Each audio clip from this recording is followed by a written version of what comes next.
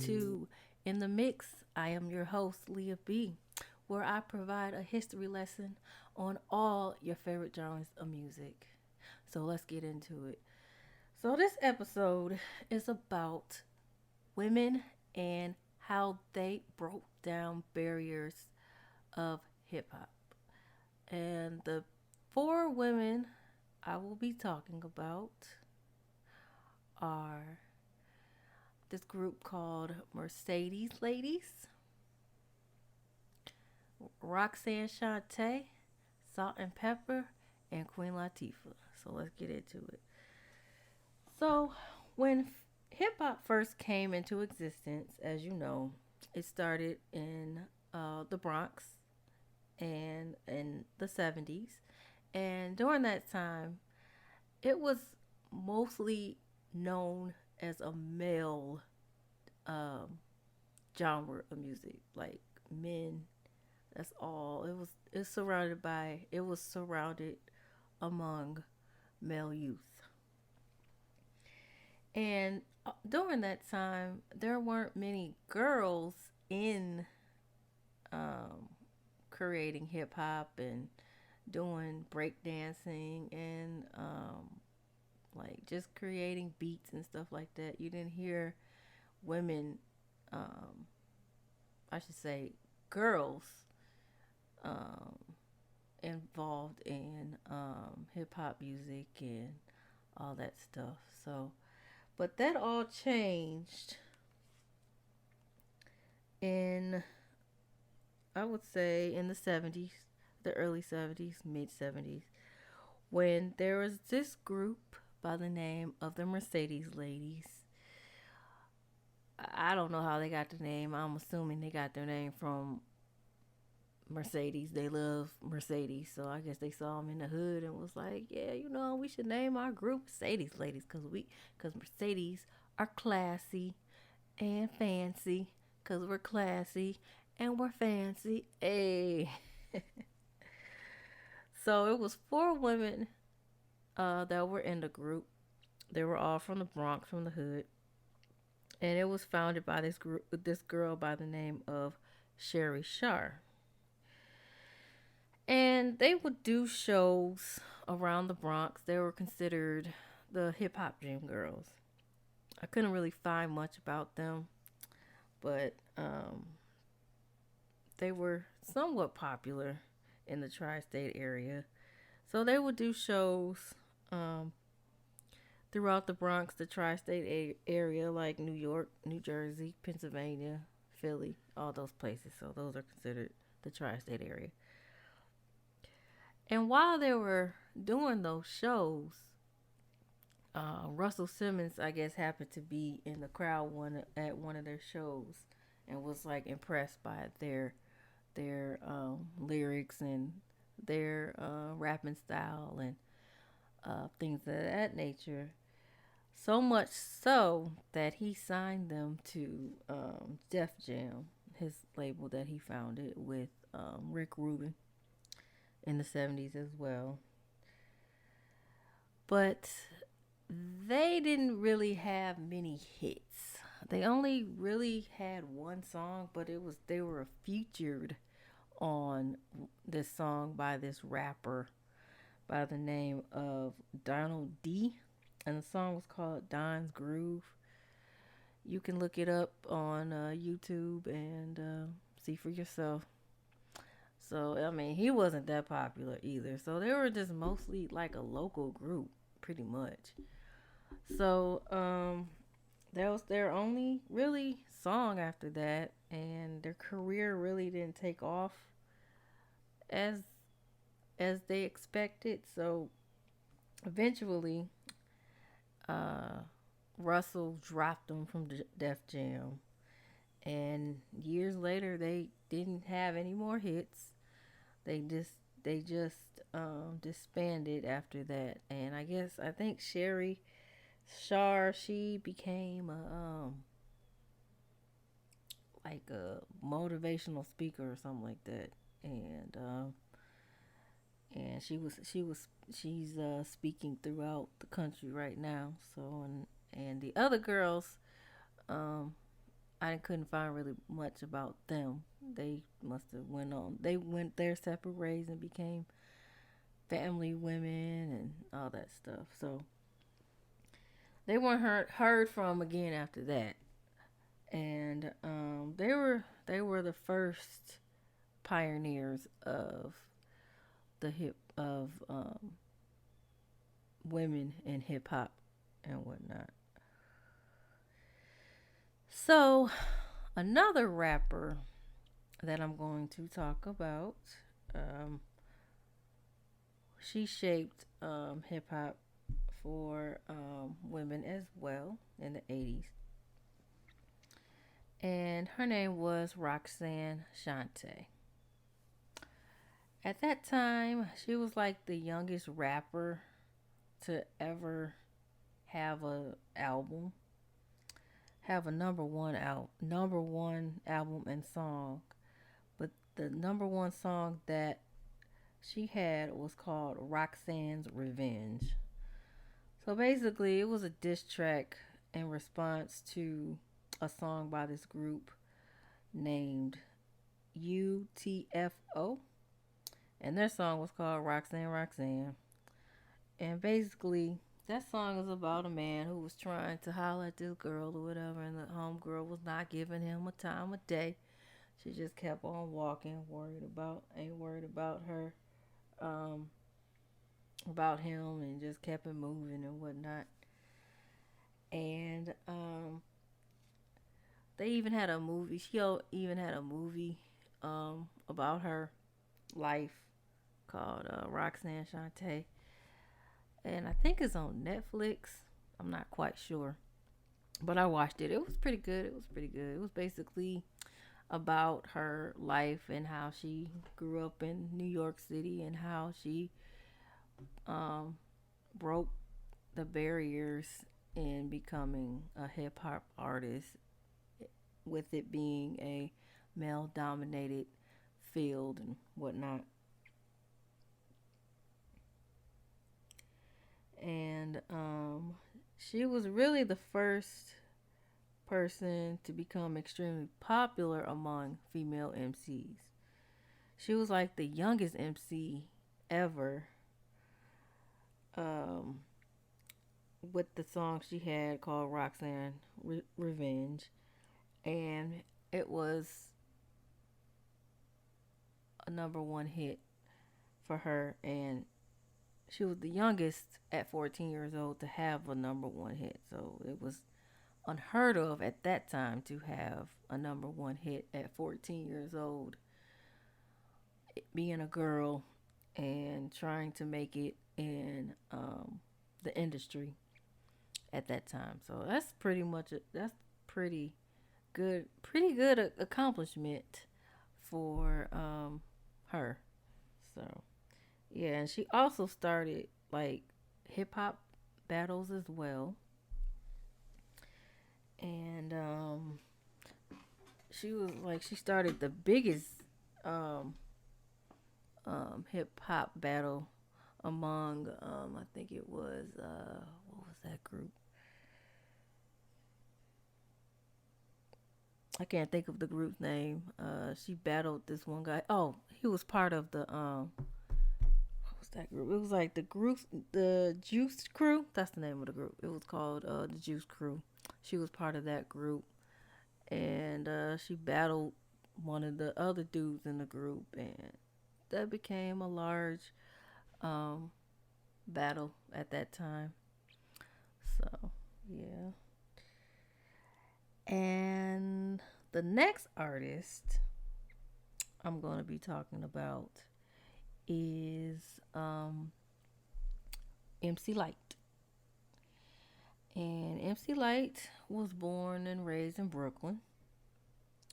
She began rhyming as a teenager, and what made her one of the greats for women in hip hop was because of her lyric content and delivery.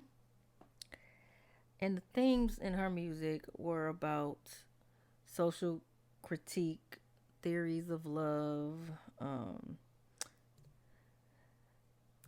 intimacy and also a fusion of a sense of humor as well.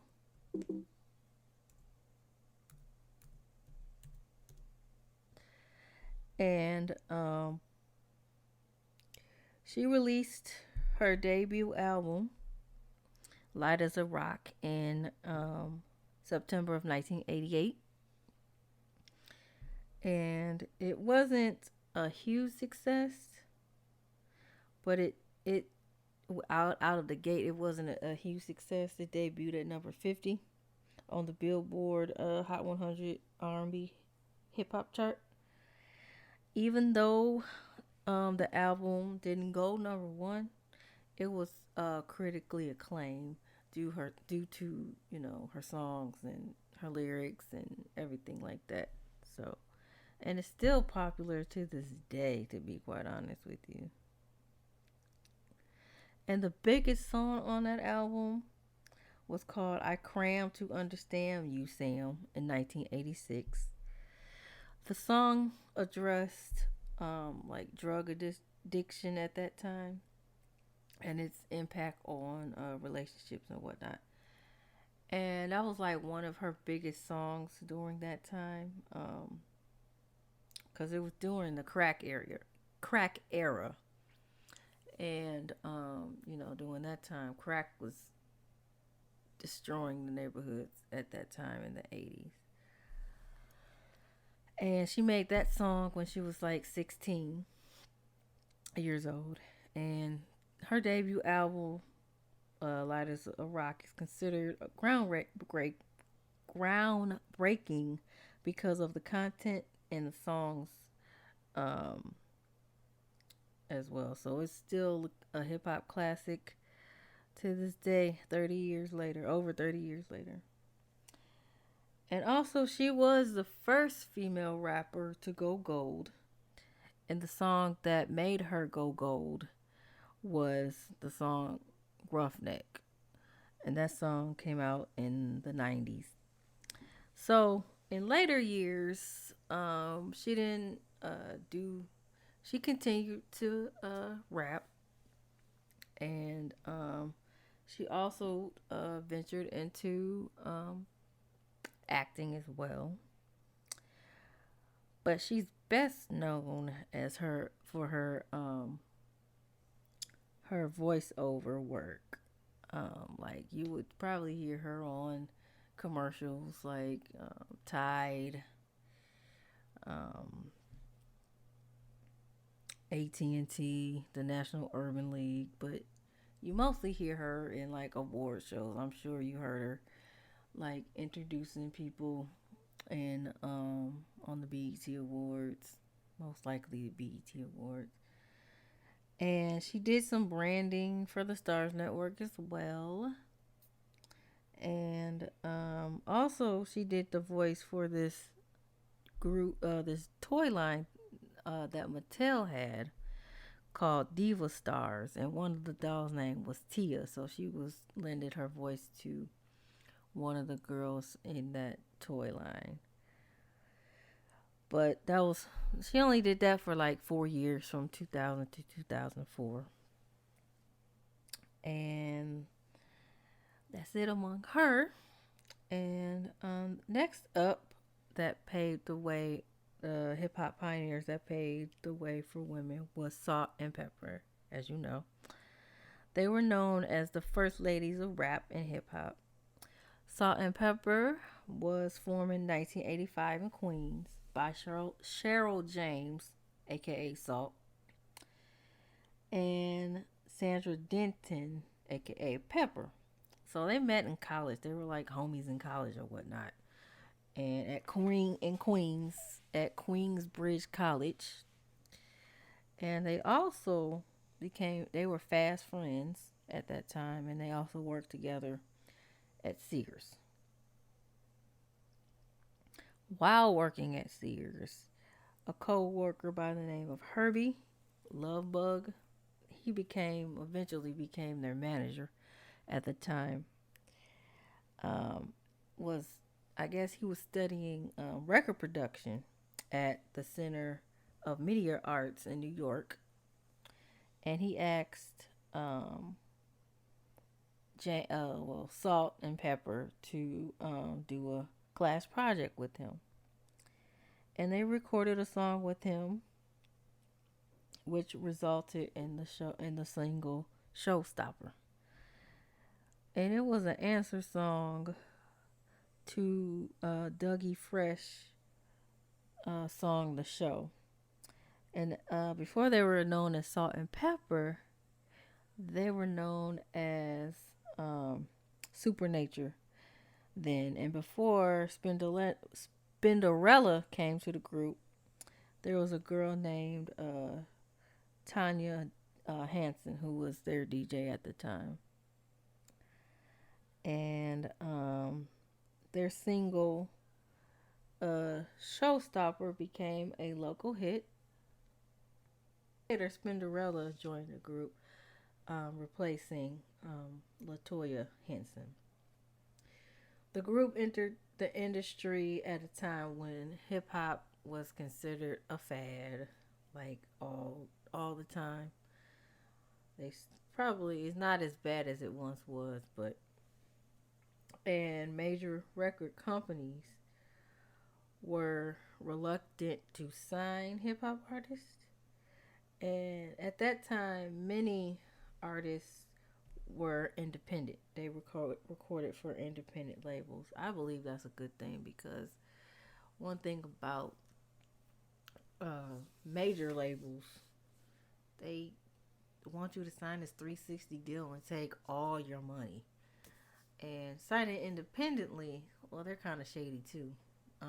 Independent artists, independent labels can be shady too as well. But if you have your own imprint and you distribute through a major, you still get your royalties and everything like that. So I believe independent is always a good thing.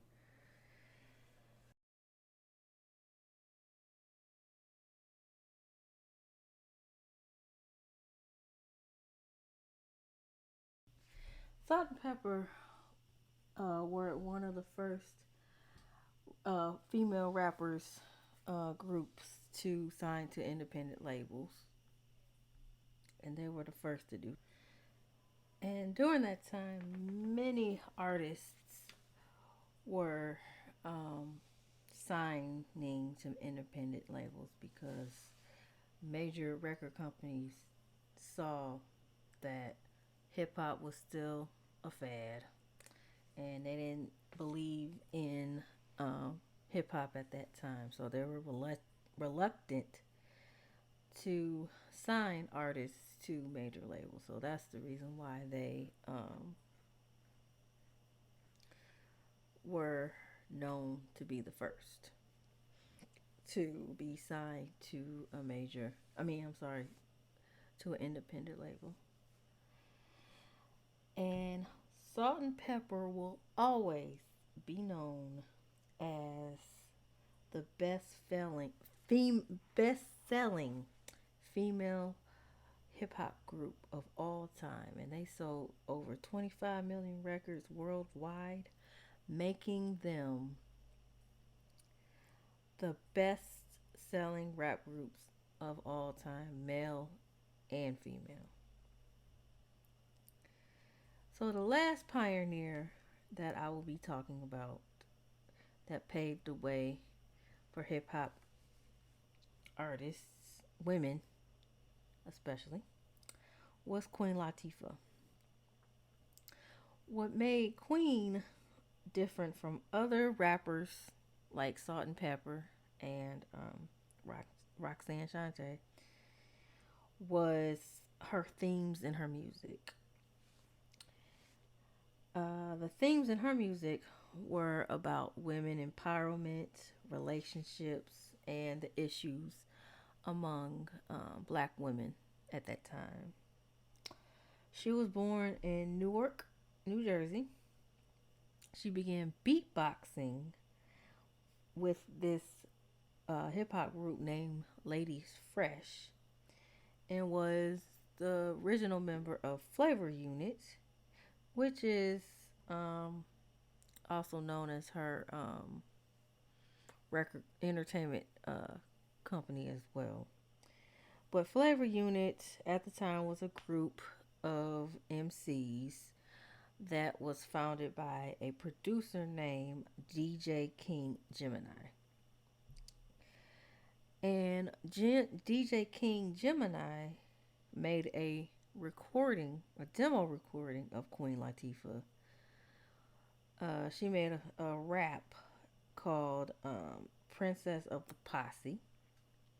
And he gave that tape to um, Fab Five Freddy of Yo MTV Raps. As you know, I did an episode on the 80s and I talked about Yo MTV Raps and everything like that. So if you haven't listened to it, shameless plug. If you haven't listened to it, you should listen to it. It's a fire episode, if I say so myself. And after Fred uh, Fab Five, excuse me, Fab Five Freddy heard it, he passed it along to a record executive who worked at Tommy Boy named Dante Ross, who signed her first record deal with Tommy Boy in 1989. And her first single was Raft of My Madness, which was off her debut album, All Hail to the Queen. All Hail the Queen. And but her biggest hit of all time that happened and also became an anthem for women to this day. If you are a fan of her, you will enjoy that song. And that song is Ladies First. And and that is like a huge record at that time. So later in later years, by the 90s, she was still doing music at that time, and her biggest hit was her second album, sophomore album. I think it came out in '93, and her biggest hit was off that album. I can't remember the name of the album, but it was "You and I See Why." You already know. You and I See Why. Yes, that was her biggest hit off that album. And she is known to be sold over 2 million records worldwide. And she's also known as the queen of jazz and rap because now she sings jazz standards and whatnot. And she also became the first female rapper to get nominated for an Oscar. It wasn't Eminem. She was the first. And I just wanted to talk about these women. They were the groundbreaking pioneers that paved the way for your artists that you have that is out now, like Nicki Minaj and them, and also the rappers in the '90s, like Lil Kim, Foxy Brown, Missy Elliott, all those. And they basically changed the game for women in hip hop. They broke down barriers for all nationalities of women to break into hip hop as well. So, yeah, I just wanted to tell you guys about this episode, and I thank you guys for listening. I know, I should have been consistent. I'm going to try to be consistent with this episode number 5. My plan is to work on it this weekend and drop it sometime next week.